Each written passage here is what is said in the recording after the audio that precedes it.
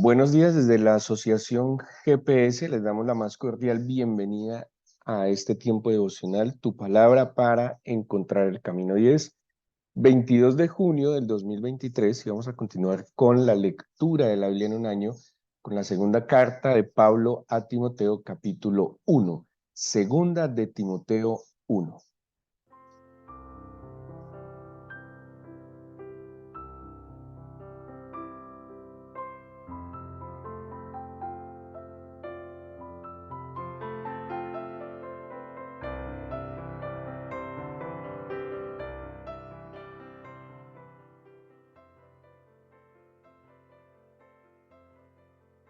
Como hemos mencionado en estos días, estas tres cartas dirigidas de manera personal por el apóstol Pablo a Timoteo y a Tito, dos a Timoteo, una a Tito, se han llamado como cartas pastorales o personales, aunque tienen instrucciones claras para los ministerios sobre los cuales habían sido delegados los discípulos de Pablo, que son llamados como verdaderos hijos en la fe, amados hijos en la fe, y aunque les está dando unas instrucciones personales, también tiene que ver con el orden del culto de la iglesia que se están estableciendo y que estos, Tito y Timoteo, están como pastores, como maestros, como obispos de la Grey, de ministerios que Pablo había establecido. El orden, por lo que contienen las cartas, sería primero, en el orden cronológico, primero la primera carta a Timoteo, luego Tito, y por último la segunda carta a Timoteo. De hecho, la segunda carta a Timoteo tiene, pues tiene como un aire de despedida. Pablo incluso está preso, ahorita lo vamos a leer un poco en el primer capítulo. Pablo se encuentra preso. Pablo tiene como un aire de melancolía y al final de la epístola parece claramente despidiéndose de su amado hijo, discípulo Timoteo. Tiene como un aire de heredad, como de herencia, como de las últimas palabras que Pablo está afirmando a su discípulo Timoteo. Ya hemos hablado de Timoteo, que era un hombre joven, un hombre judío por su madre, de padre griego, pero que seguramente por la influencia de la piedad de su mamá, de hecho la palabra piedad es abundante en las dos cartas de Pablo a Timoteo. Ayer hablábamos un poco sobre la piedad, sobre esa virtud que tenemos de parte del Señor como una respuesta interna respecto a sus verdades, respecto a lo que nos plantea la Escritura y la vida en el Espíritu. Y vemos cómo Pablo reconoce en su discípulo Timoteo precisamente esto, que era un hombre a pesar de su edad, que era un hombre piadoso, tan piadoso pues que él deposita plenamente su confianza en él para que pueda pastorear, para que pueda cuidar las iglesias o algunos ministerios que él había tomado. ¿De qué nos habla este primer capítulo? Entonces les decía, la segunda carta es como la carta de despedida. Pablo está preso, claramente lo que dice está preso. Muy posiblemente estamos hablando de la prisión en Roma, después de haber estado detenido en Cesarea Marítima unos 2 años, después de que fue llevado a Roma, un naufragio. Esto está todo en el libro de los Hechos de los Apóstoles. Y Pablo pues está dando como las últimas instrucciones, seguramente preso, experimentando soledad, porque él expresa que muchos lo han dejado solo, pues tiene también la preocupación y la misión de seguir dando instrucciones a sus discípulos, que serán instrucciones que afectarán de manera positiva también las iglesias que ellos pastorean. Em, bueno, la carta empieza como seguramente es el estilo, no solo de las cartas paulinas, sino que así eran las cartas de aquella época.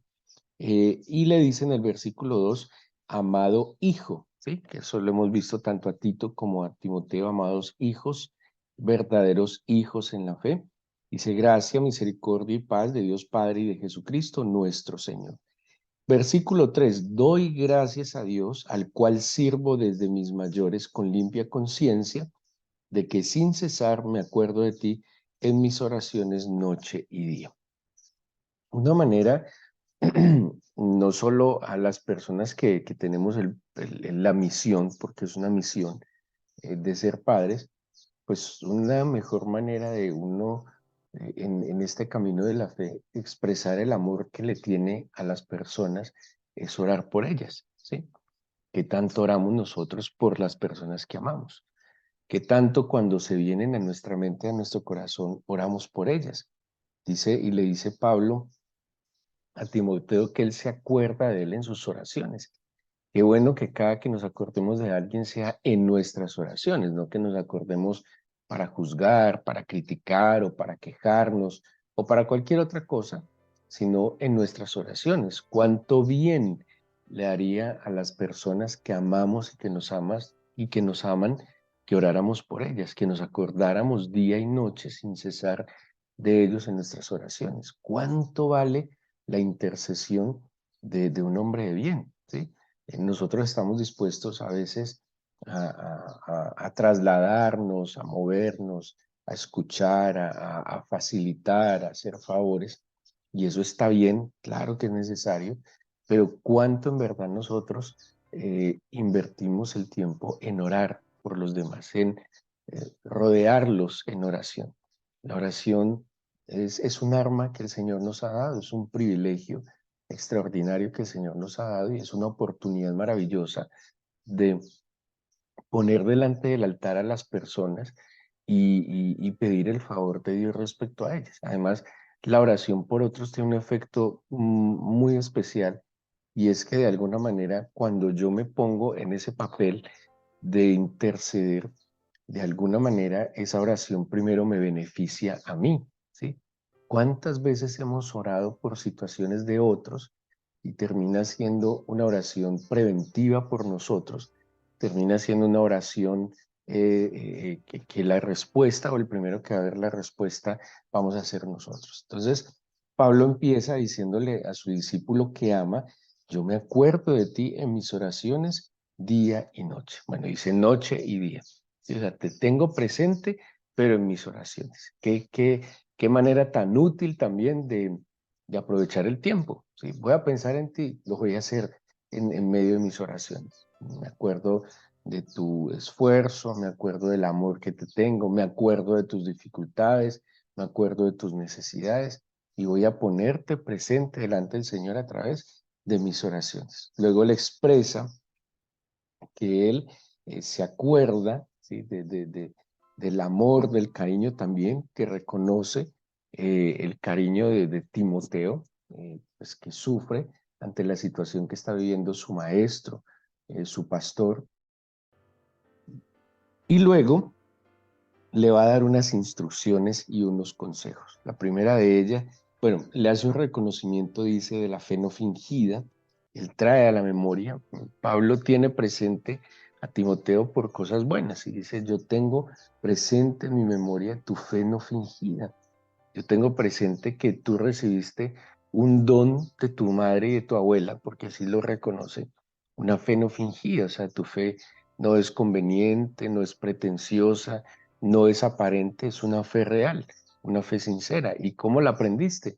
La aprendiste por la influencia de tu madre y de tu abuela. Acordémonos que el papá era griego y que seguramente pues, no era un hombre muy piadoso, pero sin duda alguna la mamá y la abuela de Timoteo eran mujeres lo suficientemente piadosas que influenciaron positivamente en Timoteo.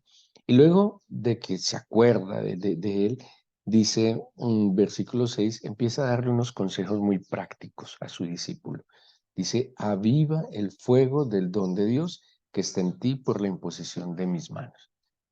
Pablo había transmitido a Timoteo ese don del Espíritu. No estamos hablando de los dones del Espíritu como los carismas, sino el don del Espíritu. Se había transmitido la vida espiritual, eh, había, le había concedido ese regalo maravilloso prometido por el Padre, ejecutado en el Hijo, que es la presencia del Espíritu del Señor en su vida. ¿Y cómo lo hizo?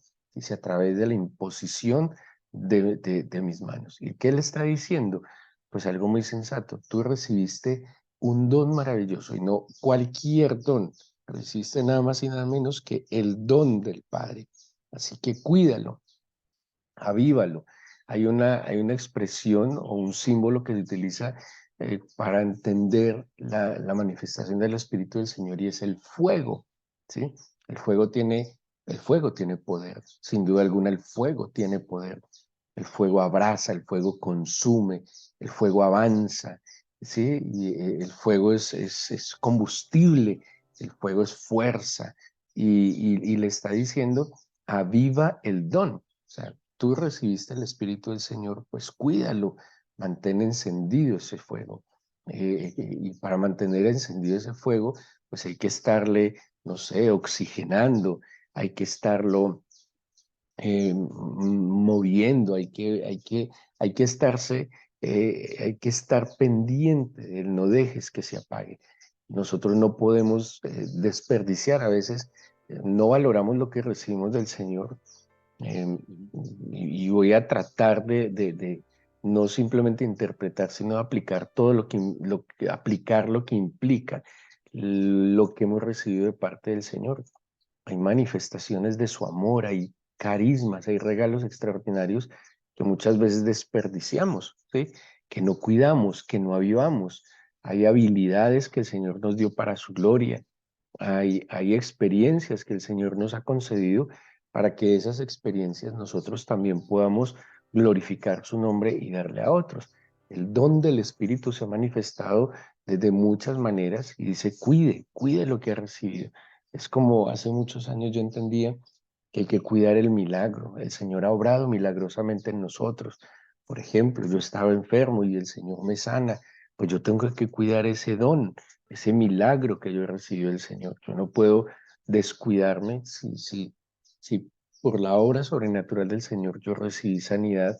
Yo no puedo volver a hábitos que tal vez hicieron que me enfermara. Entonces yo tengo que, primero, ¿cómo cuido el don delante de aquel que me lo dio? ¿Sí? Porque ¿cómo puedo administrar mejor eso que he recibido, sino de las manos de aquel que me ha sido dadas? Entonces yo debo estar muy atento y tener muy presente todas las cosas que Él ha puesto en mis manos para que les pueda dar un cuidado, una administración adecuada. Pablo le dice eso a su discípulo, cuídalo, avívalo. El don que el Señor te ha dado no tiene límites. Esto es muy, muy bello porque el eterno Señor, cuando pone algo en nuestras manos, no tiene límites, ¿sí? Nosotros tenemos siempre un miedo porque a veces nuestra mentalidad es eh, muy limitada y al ser una mente un poco limitada, creemos que las cosas que el Señor ha puesto en nuestras manos se van a acabar y creemos que cuidarlas es esconderlas, ¿sí? Creemos que los recursos, y hablo en términos generales como tiempo, talentos, capacidades, recursos materiales, creemos que hay que esconderlos porque se van a acabar. Pues si el origen de las cosas que llegan a nuestras manos es el Señor, lo que tenemos que hacer nosotros es administrar y potencializar, ¿sí? Aviva el fuego, que crezca, que ese talento que el Señor pone en tus manos lo puedas trabajar, que se multiplique, que si has recibido un minuto, invierta ese minuto de tal manera que ese minuto se multiplique, que si has recibido una instrucción, una enseñanza, pues dala a conocer. El conocimiento que viene de parte del Señor no se puede esconder, ¿sí?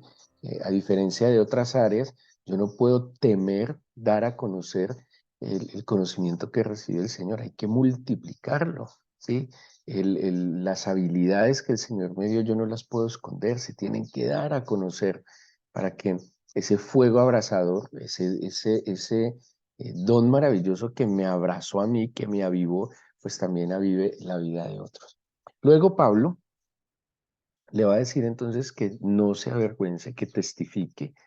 Seguramente, pues, él está en la cárcel y para muchos sería un motivo de vergüenza que su maestro esté en la cárcel. Eh, Generalmente alguien cae en la cárcel y no sé, pues, lo más normal que solemos pensar es que es culpable de algo. Pablo, claro, tiene una culpabilidad y la culpabilidad es pues predicar el evangelio, que para muchos era una amenaza que se levantaba en contra del imperio, pero Pablo le dice, primero no se avergüence de mí, pero tampoco se avergüence de ese evangelio que hemos recibido. Y le da unos consejos, tienes que testificar. Ahora más, aunque hay más peligros, aunque pues hay persecuciones, imagínense que humanamente las consecuencias de la evangelización de Pablo, digo negativas, fue la cárcel, positivas, pues nada más y nada menos que la salvación de, podría decir, miles de personas y de ese ministerio, millones de personas pues, que recibieron el Evangelio y que lo multiplicaron. ¿Qué le dice? Participa de las aflicciones del Evangelio. Miren, estar en el Evangelio per se es una aflicción, porque el mundo está contrariamente, está en una postura contraria al Evangelio. El Evangelio que promueve, el Evangelio promueve virtudes, virtudes como el amor, la justicia, la verdad. El Evangelio promueve virtudes como la humildad, la paciencia. eh, y estas virtudes son completamente contrarias a lo que el mundo está ofreciendo, ¿sí? El mundo que está ofreciendo mentira, engaño, apariencia, soberbia, altivez, indiferencia, egoísmo. Entonces, de alguna manera, predicar el Evangelio, participar del Evangelio, pues inherentemente trae la dificultad de que nosotros estamos en aflicción, ¿sí? En aflicción constante, porque estamos siendo constantemente probados, estamos siendo constantemente tentados, ¿sí?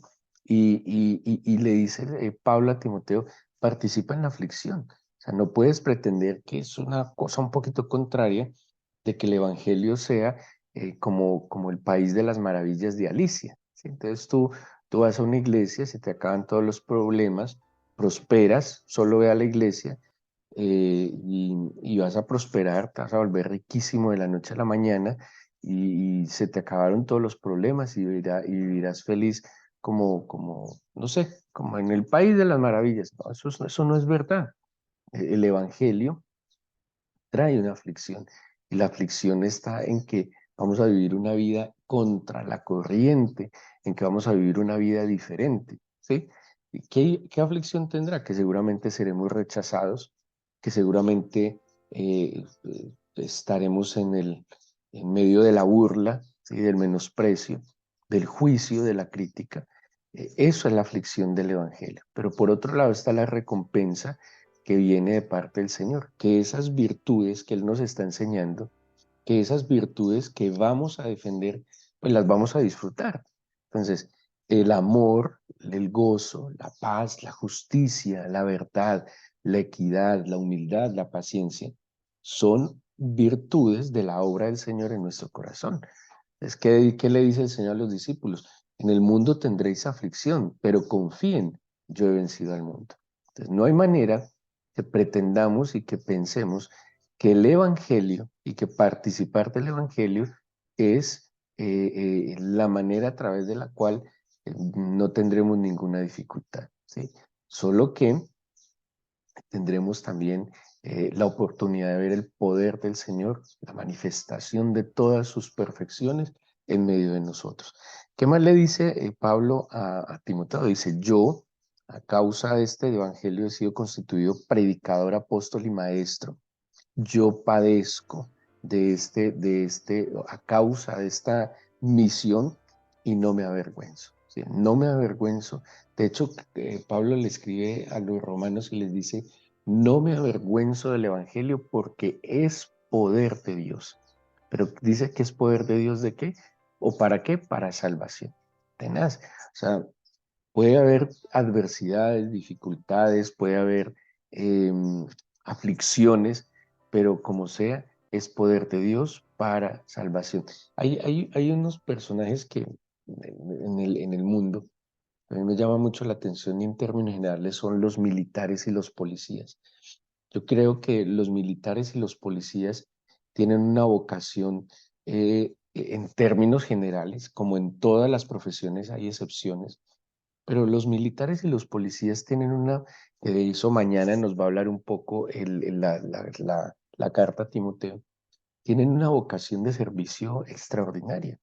Y me llama mucho la atención que todavía, gracias a Dios, así saludan los policías, Dios y patria. Me parece una cosa muy, muy bella, esa mística, que digo por ahora porque como va esta locura, después dirán que decir Dios y patria es excluyente, entonces que ya no podrán decir Dios. Me imagino que hasta eso llegaremos, pero el punto es que en esa vocación del militar y el policía hay un sacrificio, ¿sí?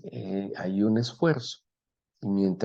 Y así siempre lo he pensado, yo tuve la oportunidad de prestar servicio militar de manera activa y, y yo pensaba que mientras muchas personas duermen, que mientras muchas personas están tranquilas en su casa, hay otros que están poniendo en juego su propia vida, su seguridad, su comodidad para brindarle seguridad a otros, ¿sí?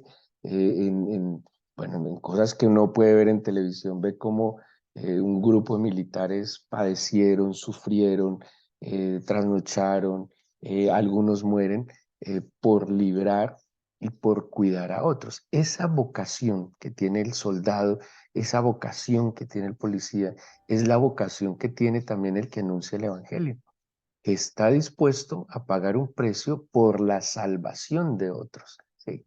Que está dispuesto a abstenerse, de eso va a hablar mañana el segundo capítulo de Timoteo, abstenerse, a padecer, a esforzarse, con un propósito, ¿cuál? Que otros reciban la vida y la salvación, ¿sí? Y por eso Pablo convencido dice, no, yo estoy dispuesto, o sea, yo ya lo recibí, yo experimento salvación, yo experimento el perdón, pero ahora sé que mi labor va a ayudar a que otros sean inscritos en la eternidad. Pero también le dice que retenga las sanas palabras. Ayer, finalizando Timoteo, también hablábamos de lo que es la sana doctrina. ¿Qué son las sanas palabras? Aquí lo afirma. Aquí nos está hablando entonces de el amor y la fe en Cristo, ¿sí?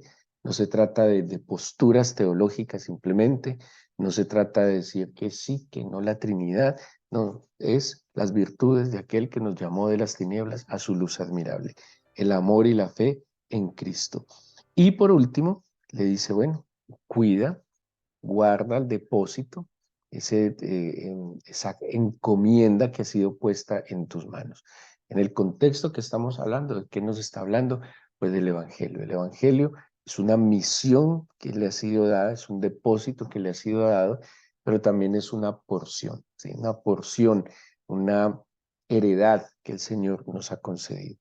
Nosotros estamos en un tiempo muy diferente, estamos viviendo pues tiempos definitivamente diferentes, donde la evangelización tiene que ser de una manera mucho más agresiva, basada en el testimonio. Antes nosotros tocábamos puertas, antes nosotros abortábamos personas en la calle para darles el mensaje de Jesucristo. Hoy en día la situación no es tan así. Eh, pues seguramente nosotros hoy tampoco le vamos a abrir la puerta a un desconocido con toda esta situación de inseguridad que vive en nuestras ciudades. Seguramente si alguien nos va a abordar en la calle o vamos a abordar a alguien en la calle, pues seguramente se va a asustar, va a tratar de huir. Hoy la evangelización tiene que ser más agresiva desde el buen testimonio. Y creería yo que el buen testimonio es mucho más contundente que palabras elocuentes o que palabras de sabiduría humana. El buen testimonio, la vida, el estilo de vida que nosotros fortalecemos delante del Señor, la coherencia entre nuestros hechos y nuestras palabras, porque nosotros no anunciamos a Jesucristo hablando del Evangelio, sino viviendo el Evangelio. Y el Evangelio no está en simples conceptos, sino en que esas virtudes están evidentes en nuestro estilo de vida. Tenemos que ser más agresivos en la evangelización. Seguramente el Señor mismo nos dará esa oportunidad. ¿Por qué fue contundente Cristo? Y yo no me canso de repetirlo, porque cuando Él abría su boca y decía algo, ya lo había mostrado con sus acciones, porque cuando él quería dar una enseñanza, penetraba los corazones porque era precedida de su estilo de vida. Esa es la fuerza que necesitamos tener hoy para anunciar a Jesucristo. Pero si nosotros no damos un testimonio coherente y consecuente entre nuestras acciones y nuestros dichos, es muy difícil que crean el anuncio del Evangelio. Eh, los padres creyentes tenemos un afán de que nuestros hijos crean, pero nuestros hijos no creerán lo que les anunciemos si primero no lo están viendo en nosotros. Cómo enseñarle fe, esperanza, justicia, rectitud, amor, equidad a nuestros hijos solo con palabras. Se tiene que enseñar desde el buen testimonio. Cómo enseñarle a un hijo a ser respetuoso si en nosotros no ha visto respeto hacia el prójimo. Cómo enseñarle a nuestros hijos esfuerzo, valentía, dedicación, rectitud, amabilidad, gentileza, ternura, cariño, afecto fraternal, si en nosotros no ha visto esas acciones. Y es lo que Pablo también está desafiando a Timoteo. Hay que dar a conocer las buenas nuevas, pero también por el poder del Espíritu, que dice no hemos recibido un espíritu de, de cobardía, sino de poder, amor y dominio propio. Entendamos cuál es la forma del presente de llevar ese mensaje contundente. No nos avergoncemos del Evangelio, es poder de Dios de salva para salvación. Permitamos que ese depósito, ese buen don del cielo que hemos recibido, sea avivado en nuestros corazones y para que ese fuego consumidor a través de nosotros también lleve vida, salvación y esperanza a los demás. El cristiano no está para juzgar, para criticar, para menospreciar. El cristiano está para ser instrumento de salvación para otros, así como a nosotros nos llegó por gracia ese don divino del cielo, su perdón y ese amor eterno que hoy disfrutamos. Vamos a entregarle este día al Señor, vamos a darle gracias a través de nuestra oración.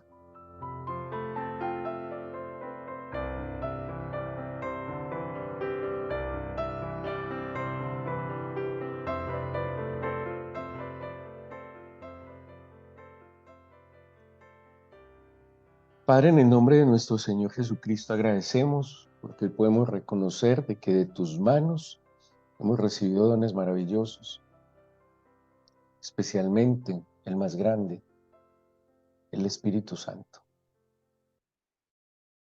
Quiero pedirte que me permitas despertar, entender, agradecer y cuidar ese tesoro maravilloso que ha sido puesto en esta vasija de barro.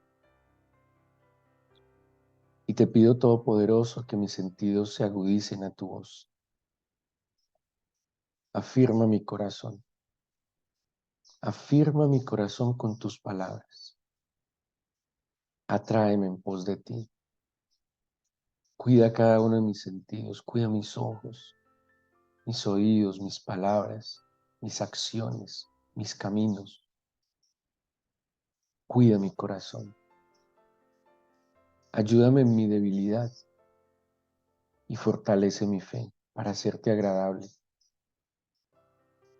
Yo te pido, Señor, que no nos permitas avergonzarnos de lo que somos en ti y ayúdanos a vivir la verdad del Evangelio para que a través del buen testimonio como luz, Señor, nosotros podamos ser eh, un medio para que otros lleguen a tus pies. Yo te pido que nos permita ser cristianos de un testimonio contundente, de tal manera, Señor, que nuestras propias acciones no den lugar a injurias o calumnias.